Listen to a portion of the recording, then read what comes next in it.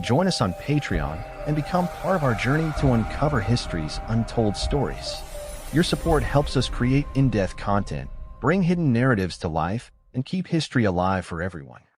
In the arid landscapes of the Levant, where the sun beats down on dust-swept hills and the murmurs of ancient civilizations echo in olive groves and desert winds, the story unfolds that has been both venerated and obscured. It is the tale of the Black Hebrew kingdoms, dynasties and peoples often overlooked or misunderstood in the grand narratives of biblical antiquity. Their rise, shaped by prophecy, perseverance, and profound spiritual insight, and their fall, marred by internal division, conquest, and historical revisionism, offers a compelling lens through which we can view the complexity of identity, faith, and power in ancient Israel. For millennia, the ancient Israelites have captured the imaginations of scholars and believers alike, yet recent historical, genetic, and cultural inquiries have opened fresh perspectives on the ethnic makeup of the early Hebrew peoples. Contrary to the Eurocentric depictions that have dominated Western art and literature, archaeological and anthropological evidence suggests that the Israelites were a diverse population, including tribes and leaders of African and Afro-Asiatic origin. Some scholars and historians argue that several key figures and even entire communities among the early Hebrews may have had black or dark-skinned heritage, connections that become clearer when examining the geopolitical and cultural ties between ancient Israel, Cush, Nubia, Egypt, and other African civilizations. The roots of the Black Hebrew kingdoms can be traced back to the patriarchal age, when Abraham, hailing from Ur of the Chaldees, modern-day Iraq, migrated through regions rich in Afro-Asiatic culture.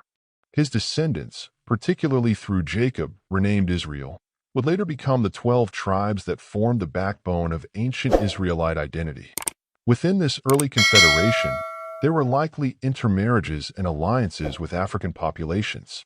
The tribe of Judah, from which the term Jew is derived, has been linked by some researchers to African lineage, not only through geographic proximity to Egypt and Cush, but also through biblical references such as the marriage of Moses to a Cushite woman, Numbers 12:1.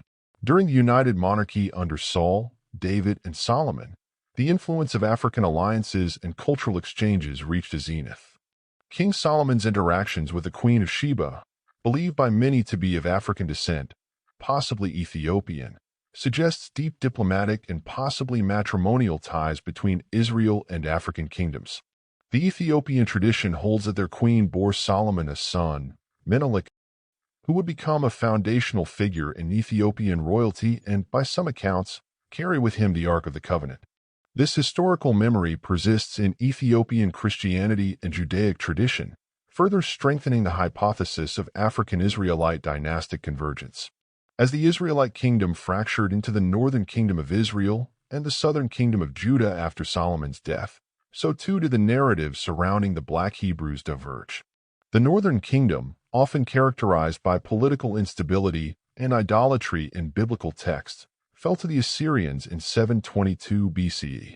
Many Israelites were deported, and the 10 tribes were considered lost to history, although various theories posit that some of these tribes migrated into Africa, where they maintained Hebrew customs and traditions.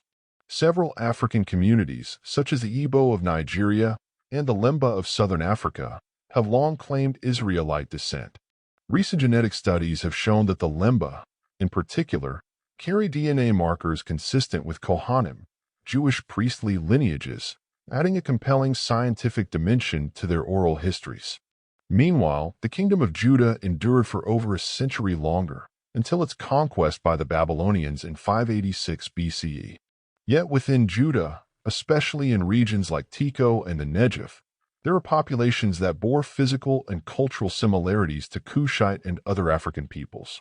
The prophet Zephaniah, whose ancestry is linked to Cush, Zephaniah 1 verse 1, and the figure of Ebed-Melech, a Cushite eunuch who saved the prophet Jeremiah, Jeremiah 38 verses 7 to 13, serve as textual anchors for the presence of African Hebrews within Judah's elite and civic classes. The fall of Jerusalem and the Babylonian exile marked a turning point. Many Hebrews were dispersed throughout the Near East, but others fled southward into Egypt and deeper into Africa, continuing a centuries-old migratory tradition. In Elephantine, an island in the Nile, a Jewish military colony, thrived during the 5th century BCE, complete with a temple that mirrored Solomon's. This African Jewish presence, far from being a footnote, was part of a broader diasporic pattern that sustained Hebrew culture in African context for generations.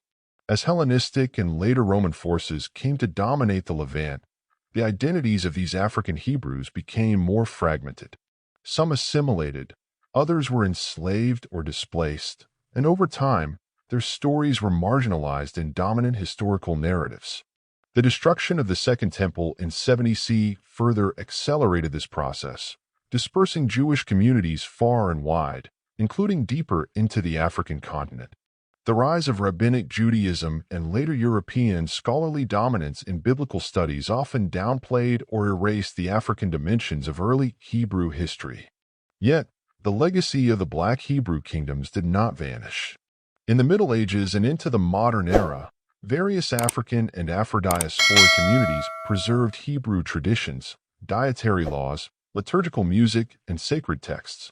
The Beta Israel of Ethiopia, whose practices closely resemble pre-Talmudic Judaism, and the emergence of the Black Hebrew Israelites in the Americas during the 19th and 20th centuries, reflect the enduring spiritual and cultural memory of African Hebrews.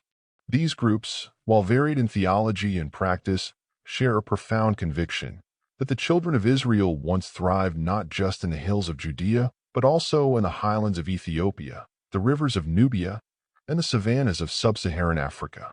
The rise and fall of the Black Hebrew kingdoms in ancient Israel is not merely a chronicle of dynasties and wars, but testament to the complexity of identity and survival.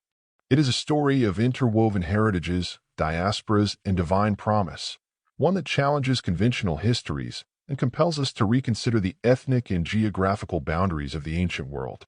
As archaeology continues to unearth hidden truths and genetics trace ancient paths anew, the voices of the Black Hebrews are once again emerging, speaking to a heritage that was never lost, only overlooked.